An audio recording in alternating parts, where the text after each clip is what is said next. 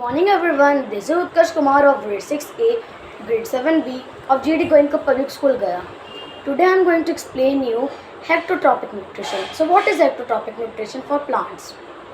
So in this, heterotrophic nutrition for plants basically means that the plant cannot make its own food in many ways, like there are many descriptions for it, like the parasitic plant, saprophytic plant, symbiotic plant and insectivorous plant. So in this, the plant is not able to make its own food like the autotrophic plants. They are able to make their own food using photosynthesis, and they are having all the nutrition as they need. But in heterotrophic nutrition, there are some nutrients, or you can say some minerals, which are not there in the soil and thus causing them some problems. So in this, we are going to first talk about parasitic plant. So it is a type of plant which like go these are having, like there is an example of the parasitic plant that it depend on the host plant from it which taking the nutrition for living. The example is Cuscuta, like it is having a root like system all over the plant, and in their stems it used to penetrate deep and take the nutrition to even grow more. So in this, there is one more example of Mistoli.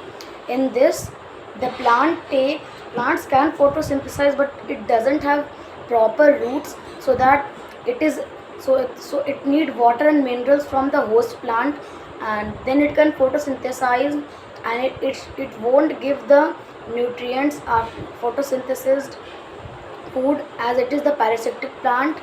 Now the next one is saprophytic plants. So in these saprophytic plants, the plant grow upon some dead materials which are still having nutrients inside them and still not decomposed, and in that there are many examples like an Indian pipe and coral root.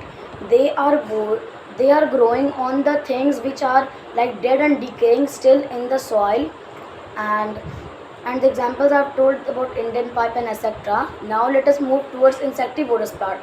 So insectivorous plant are the type of plant which are like eat insects or digest and give nutrients themselves from mainly insects, but sometimes from small organisms also in rare cases. So it is like I'm going to explain two of them in this video. So it is like one is pitcher plant and one is Venus flytrap. Venus flytrap is opened something like this, and in between there is something liquid out there, so that the insect confuses it with a flower, and because of the smell also it confuses it with a flower and goes inside it.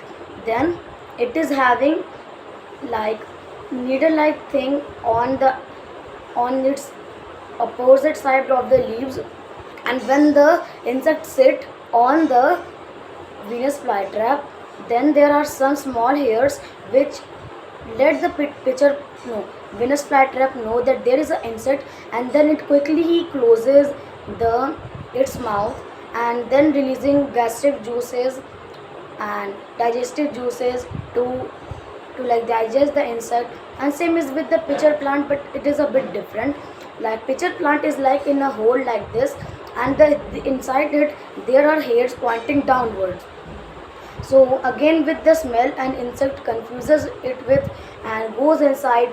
So when it goes inside with thinking that it is a type of flower or anything else which is like its food, so when it go inside, then he will slip on the hair as they're pointing downwards, and the insect will slip, and when insect will try to get up, the hairs won't let it do, and when the insect is finally tired, then plant release gastric juices to digest it. And now the last part is symbiotic part symbiotic symbiotic part, and in this part plants use with symbiotic relationship with other plants or other organisms for food.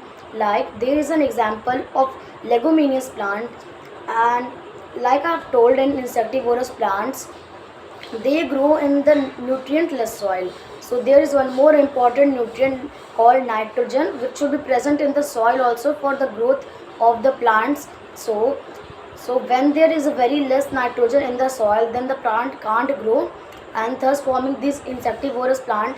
And when symbiotic plants are there, example of leguminous plants or pea plants, these are growing out there, but without nitrogen. How it is possible?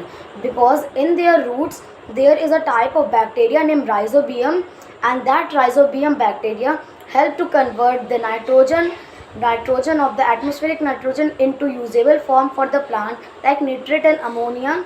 And in return, plant gives it food and to multiply and to live in the soil. Thank you.